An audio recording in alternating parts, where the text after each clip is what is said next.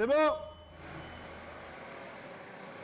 Entasser des tonnes de pommes de terre dans un conteneur frigo, rien de mieux pour commencer la journée d'Olivier Louvel. Cet agriculteur cauchois tient à charger lui-même sa production. Destination, l'Arabie Saoudite. C'est la 5e année que j'ai développé ce marché-là. Une nouvelle porte qui s'ouvre. 27 tonnes seront chargées ce matin-là, environ 10 000 € de plus dans les caisses du producteur. Donc chaque conteneur est scellé avant le départ. Et voilà.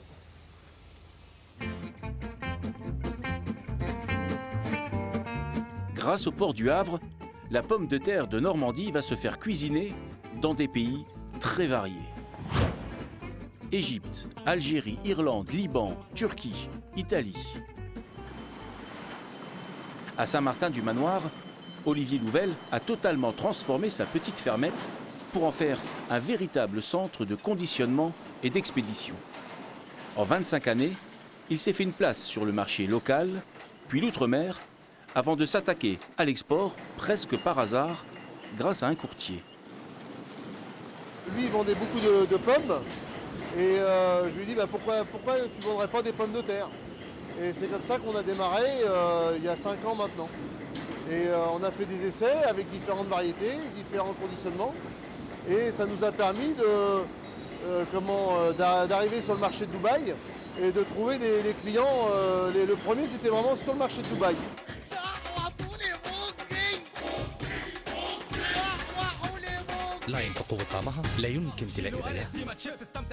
La chips a révolutionné les habitudes de consommation dans les pays arabes, comme le montrent ses publicités à gros budget. Les champs de patates et les usines s'y sont multipliés. Un marché devenu essentiel pour la filière normande. Pour répondre à cette nouvelle demande, le centre de recherche de Bretteville du Grand Caux, près de Fécamp, développe de nouvelles variétés. Jean-Denis Moal est sélectionneur. À lui de chercher des hybrides adaptés à ces pays chauds et secs.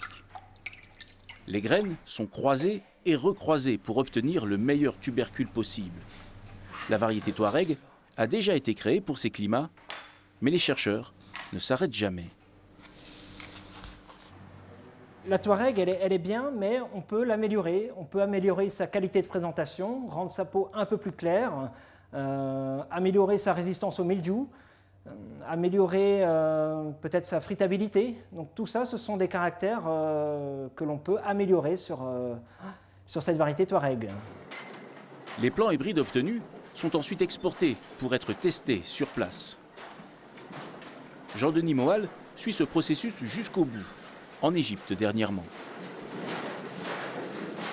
Tous les ans, notre station réalise des essais chez un producteur de consommation dans le delta du Nil, afin de voir si les candidats présentent un intérêt pour devenir variété, dans l'optique d'en faire du commerce par la suite. Une fois la variété définitivement mise au point et certifiée, il faut la commercialiser sur toute la planète. C'est le rôle de la SIAC, basée à Yvetot. Cette entreprise familiale est la seule en Normandie à vendre des plants, appelés aussi semences. Ce marché est dominé par les Pays-Bas et la Belgique depuis des décennies. Franck Hérichet est chargé d'en grignoter des parts. Donc ça s'en va sur la Bulgarie. La SIAC produit ses plants sur près de 300 hectares. Et pour les exporter, il faut rencontrer les acheteurs chez eux. Le relationnel est important pour booster les variétés, pour booster la relation. Parce que le travail par mail ou par téléphone, c'est une chose. D'être présent une fois dans l'année, ça montre aussi qu'on porte de l'intérêt, pas que sur la vente, mais aussi sur la production et la satisfaction du client, quoi. Et ça marche. Ce chargement de 30 tonnes part chez un négociant hongrois, séduit et convaincu par la qualité des plants normands.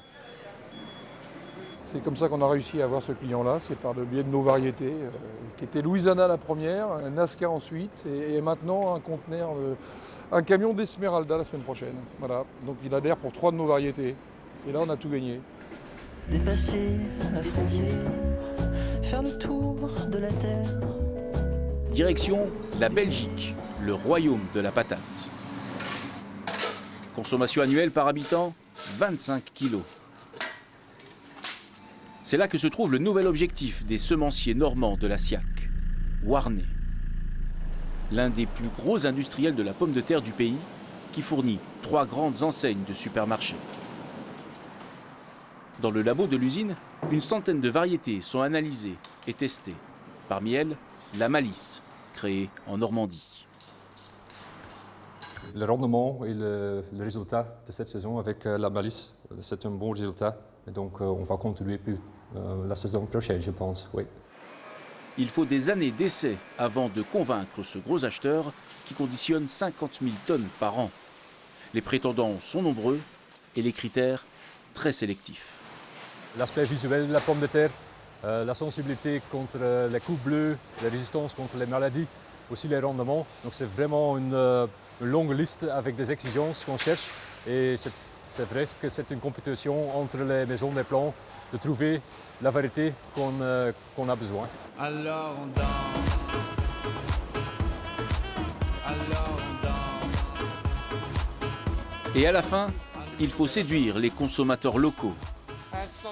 Ici en Flandre, ils sont du genre chauvin. Plutôt de la Belgique, parce que je pense les gens que préfèrent des pommes de terre farineuses, parce qu'ils peuvent faire tout avec ça. S'imposer partout dans le monde n'est donc pas si simple. Il reste encore des territoires à conquérir pour les chercheurs et producteurs normands.